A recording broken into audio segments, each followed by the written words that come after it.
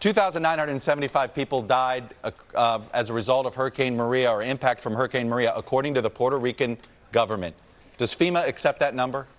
So the numbers are all over the place. FEMA doesn't count deaths. And like if you take what's going on with Florence, the deaths that are verified by the local county coroners are the ones that we take. You know, the dispute about numbers, those are locally generated numbers. I believe the Department of Homeland Security welcomes transparency on that. I'm not calling any numbers into doubt. What I'm saying, John, is as our team was part of it, we were very much supported, empowered to get down there and try to be helpful. It's a challenging area. The GW report, as you mentioned, again, the bulk was from interruption of medical care, which you're trying to take care of in Florence.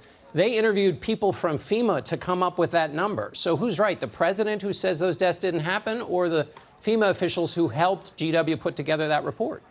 Yeah, I don't know who they interviewed within my agency. They may have looked at funeral benefits to help, calculate whatever number, and that's a number, that's the only number that we would really be able to contribute to any study going forward. He said Democrats did it to make them look bad. Do you believe any of these studies were done to make the president look bad?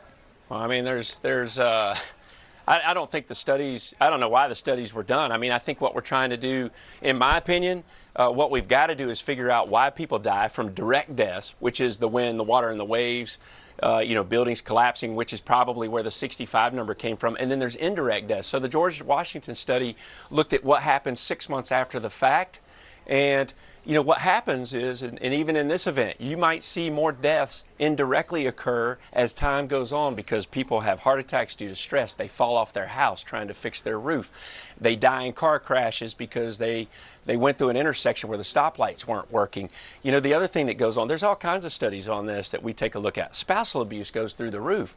You can't blame spousal abuse, after a disaster on anybody. People who worry about dying from interruption of medical care, which is the bulk of those deaths that get to the 3,000 number. Is FEMA concerned about people who might die from that result in Puerto Rico? Puerto Rico is a very vulnerable place right now, but we're focused on putting billions of dollars of work to prevent this and build it more resilient so that it doesn't happen again.